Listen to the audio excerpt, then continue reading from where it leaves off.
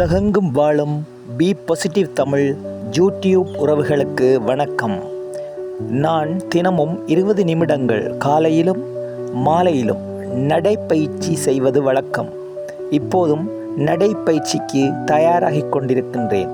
என்னோடு கைகோர்த்து சற்று தூரம் நடக்க விரும்புபவர்கள் நான் கூறுகின்ற விஷயத்தை கேட்டுக்கொண்டு என்னோடு சிறிது தூரம் வாருங்கள், பயணிப்போம். முதலில் ஒரு நகைச்சுவையான செய்தி. பாடசாலை விட்டதும் 3 மாணவர்கள் தங்கள் அப்பாவினுடைய வீர பிரதாபங்களை பற்றி பேசிக்கொண்டு வந்தார்கள். அவர்களில் ஒருவன், என்னுடைய தந்தையை பற்றி உங்களுக்கு தெரியாது, அவர் மிகவும் வேகமாக செயற்படுவார். அன்றொரு நாள் காட்டிலே மானை வேட்டையாடுவதற்காக அம்பினை எய்தார். சற்று நேரம் யோசித்துவிட்டு, ஐயோ அந்த மான் பாவம் என்று நினைத்து வேகமாக ஓடிச்சென்று அந்த அம்பினை பிடித்து விட்டார் என்று கூறினான். இதனை கேட்டுக்கொண்டிருந்த மற்ற மாணவன், உன்னுடைய அப்பா என்ன? என்னுடைய அப்பா அதைவிட வேகமானவர்.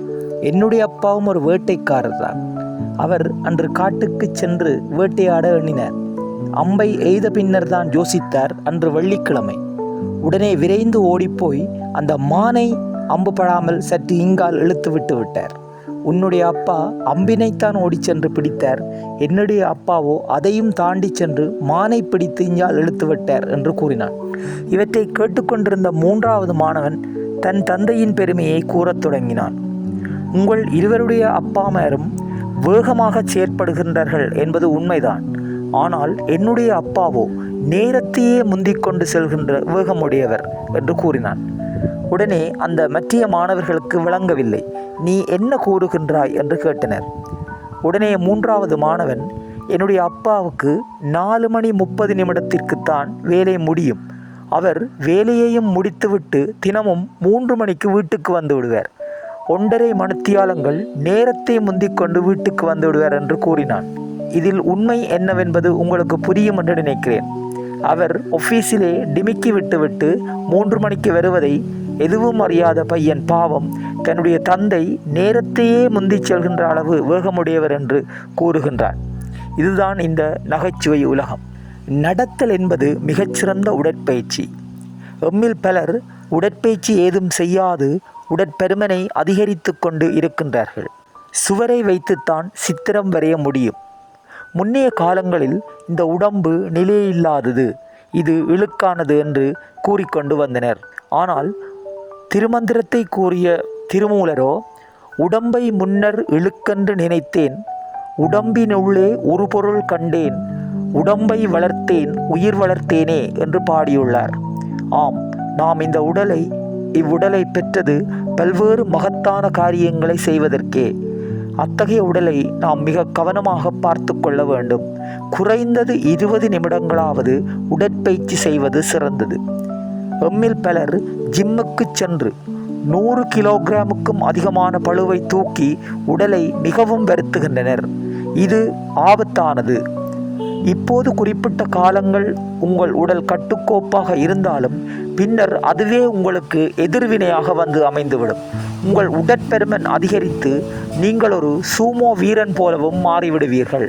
ஜப்பானில் வாழ்கின்ற ஒக்கினாவா தீவில் உள்ள மக்கள் எப்போதும் மிதமான உடற்பயிற்சியே செய்வார்கள். அவர்கள் ஒவ்வொருவரும் வீட்டிலே தோட்டம் வைத்து அந்த பயிர்களுக்கு நீர் ஊற்றுவார்கள். உடலை வருத்தாது மெதுவாக நடப்பார்கள். இவ்வாறு மிதமான உடற்பயிற்சியே உடலுக்கு நல்லது. வாருங்கள், என்னோடு இன்னும் சற்று தூரம் நடந்துவிட்டு வருவோம். அது வெள்ளை கருப்பீன ஆதிக்கம் மேலோங்கியிருந்த காலம். நிறவெறி தலை தூக்கி இருந்த காலம். அக்காலத்தில் பலூன் வியாபாரி பலூனை விற்பதற்காக சிறுவர்கள் கூடியிருந்த ஒரு இடத்திற்கு வந்தார். அவர் தன்மீது அனைவருடைய கவனத்தையும் செலுத்துவதற்காக சிவப்பு நிற பலூன் ஒன்றை கழற்றி விட்டார். அது மேலே பறந்து சென்றது. தூரத்தில் விளையாடி கொண்டிருந்த சிறுவர்கள் இப்போது அந்த பலூன் வியாபாரியை பார்க்க தொடங்கினார்கள். உடனே அந்த பலூன் வியாபாரி இப்போது மஞ்சள் நிற பலூனையும் கழற்றி விட்டார். அதுவும் காற்றில் பறந்து மேலே சென்றது. அநேக சிறுவர்கள் இப்போது அவர் பால் கவனத்தை ஈர்த்தனர். இப்போது பச்சை வண்ண பலூனையும் அவர் கழற்றி விட்டார். இந்த 3 பலூனையும் கழற்றியதும் அந்த இடத்துக்கு வந்த சிறுவர்கள் தங்கள் பெற்றோரோடு அடம்பிடித்து பலவர்ண பலூன்களை வாங்கிச் சென்றனர். அப்போது ஒரு சிறிய பையன் அங்கே வந்தான்.